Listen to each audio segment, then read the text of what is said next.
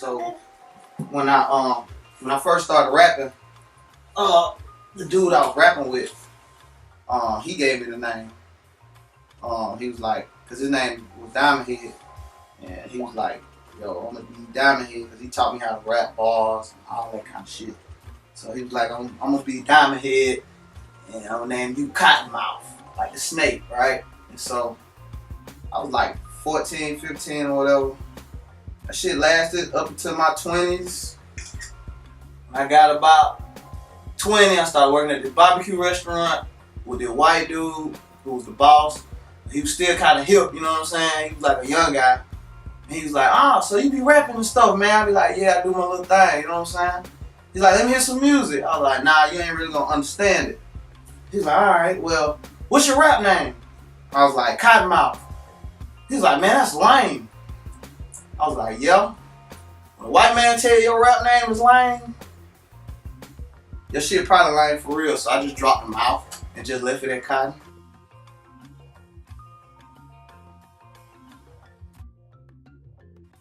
No, I was doing the beats first. I always been doing the beats, even before I was rapping. What happened? My pops played guitar in a band called Future Funk, and when I was younger, he tried to get me to play drums and shit like that, but I was what they call a hyperactive child. So I couldn't sit there and just, play drums and shit. So he tried to teach me how to play piano, guitar, but I couldn't just sit down and play with that shit. I wanted to, do other stuff. So my uncle was doing beats. My uncle do beats. And seen him doing it. And I was like, yo, I could do that. Organized Noise would be one of my first inspirations because I always dug their music. Dre was a big influence. Back when I first started, it was Organized Noise and DJ Paul and Juicy J. I was on them hard. So it's really the Southern sound? The Southern sound, yeah. Okay. It's really the Southern sound. But me being from the South, I always want to be different. I don't want my shit to sound like nobody else's. So I'm a real hip hop head. So I have to go. I go and find that boom bap because the Southern style is already in me. So it makes it more of a challenge to do, more East Coast based type music, which is what I be wanting to do anyway. Okay. My music be more of an underground raw type of music. Because I could get on radio, I could do all that, but it's not really. That ain't what I push for, is to get a radio hit or whatever. It's more of to get. I don't want to say like preaching or whatever, but it's more informatory. Is that a word? Informatory? Information type music. Like, I want to give people information about, government and bad shit and what's really going on in the hood. Not what you see on TV, but history, a lot of history. And as of right now, you motherfuckers ain't letting that shit get on the radio. You trying to teach something to somebody? No, that's not going down. Yeah, but.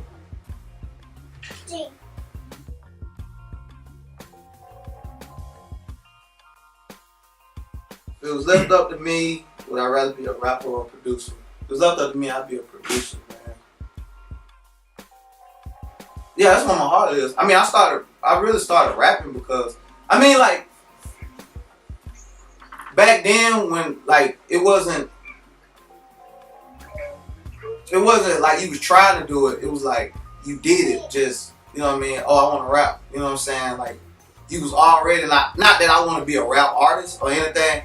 You just wrote your own raps anyway. You know what I'm saying? Just like people who draw, they might not even want to get their shit put in a comic book. They just draw for the artistry just because they a drawer. You know what I'm saying? With hip hop and rap, like we live it. So even if we don't, get recognized or get any recognition for it, we still gonna be doing it. I'm gonna still be making beats.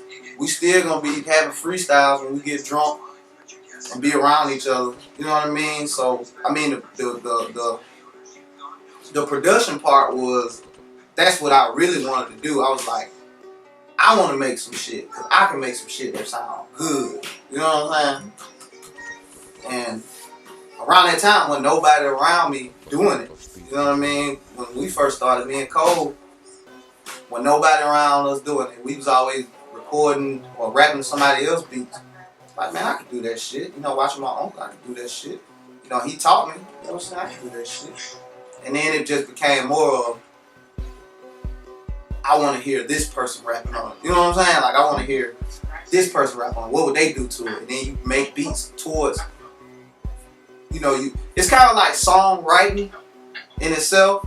You making a beat or producing. I like to call it producing more than just making a beat. Anybody can make a beat, but producing. It's like A&Rs always tell me my intros be too long. Like, yeah, that's tight, but your intros be too long. I'd be like, yo, when I make beats, I'm actually writing a song. So I'm writing an intro, a prelude, a bridge, and all that shit. I'm putting all that in there. You know what I'm saying? Like, get over it. The new project is it's called Drum Machine Century. It's a beat tape, like an instrumental album of just my beats. Hosted by DJ Break 'em Off.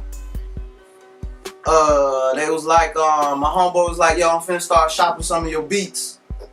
And I was like, cool. So he was like, yo, just put some on YouTube, not YouTube, SoundCloud. Make your SoundCloud, put them on SoundCloud, and then give me the link to SoundCloud. I'm gonna start shopping them for you. I was like, cool.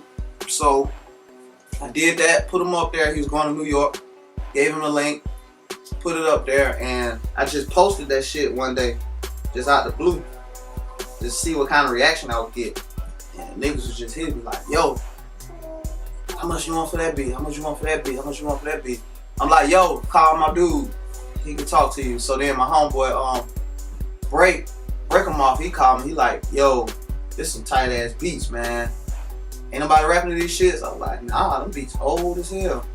He's like, man, you should do a project, man, or something. Like, what you mean? Like a compilation? He's like, nah, just put a whole bunch of them on a CD and sell them. I was like, cool. And then we went from there. Shit.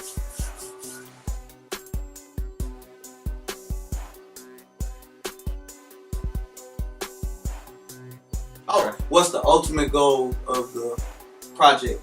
It's just exposure. And see, I'm the type of person, man, when I make a beat, I want somebody to hear it like immediately. You know what I mean? Or if I write a verse or come up with a song concept, I always call Cole or call Hobo or anybody like, yo, I got this, check this out. Da, da, da. Them niggas always be like, man, it's 4 o'clock in the morning, man, call me in the morning. Alright, my bad. But that's just how I be. Like, when I make something, I want people to hear it. And it got to a point where I wasn't doing that. That's why I built up so many beats. I was like, man, I gotta do something with them. Made a project. At what point did I feel like I was different from other producers? I tell you exactly when they started coming out, when they came out with Fruity Loops. And there's no disrespect to nobody who do Fruity Loops or anything like that, but when they came out with Fruity Loops, and I started messing with Fruity Loops, and I was like, yo, this shit is way too easy. Anybody can do this. Anybody can do this. You know what I mean? And I fuck with the hardware. I'm like, anybody can't just jump on a drum machine. You know what I mean? Like, I be around dudes, mess with that Fruity Loops. Like I said, no disrespect to nobody who mess with software, Fruity Loops or Reason or any of that shit. That's not my pedigree, but no disrespect to anybody who do it. But you have dudes making shit on them, on that software, and then you throw a drum machine in front of them, and they don't know what to do. Like, that's what I think sets myself apart, because I feel like it's more personal when you messing with hardware, a drum machine or a keyboard, and you actually have to play. You know, you just can't hit one button and a loop pops up. Like, you gotta make your own loops over here on this shit. And I don't really think a lot of dudes can do that. I think in general the game is just missing substance, man. It's just missing substance, and just like a lot of stuff is filler, man. It's like fast food. Like the music now, a lot of the music come out is like fast food. You can eat it, but you're gonna be right back hungry in 2-3 hours. You know what I mean? The music that I grew up off on was like, it had substance. It wasn't filler. It was grounded. You know, it was soul food. You know, it wasn't no McDonald's, no Burger King, none of that shit. And really, that's what I want to put back in it, man. I mean, you know, not just with the music and the beats, but with the lyrics and everything too.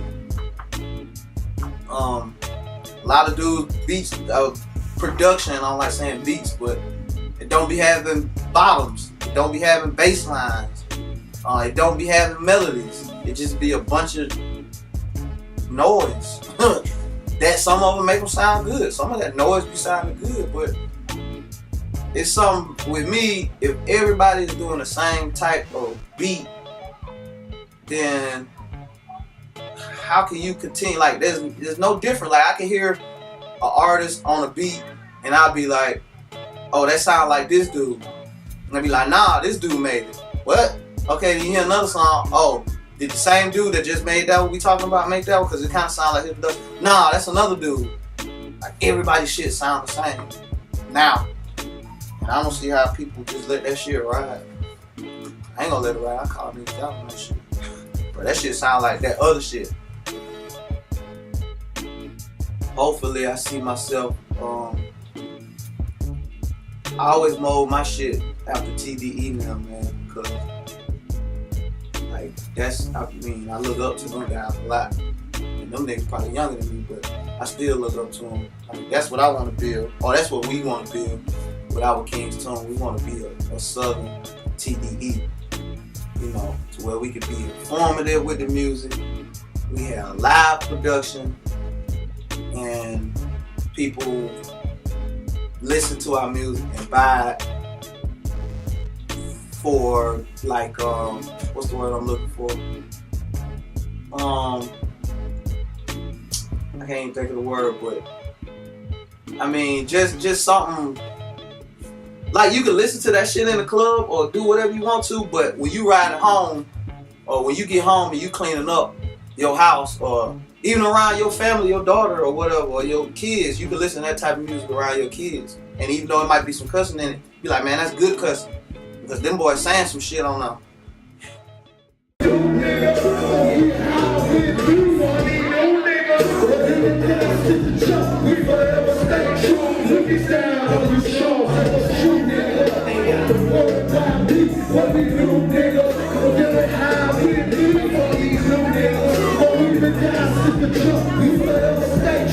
Look at that.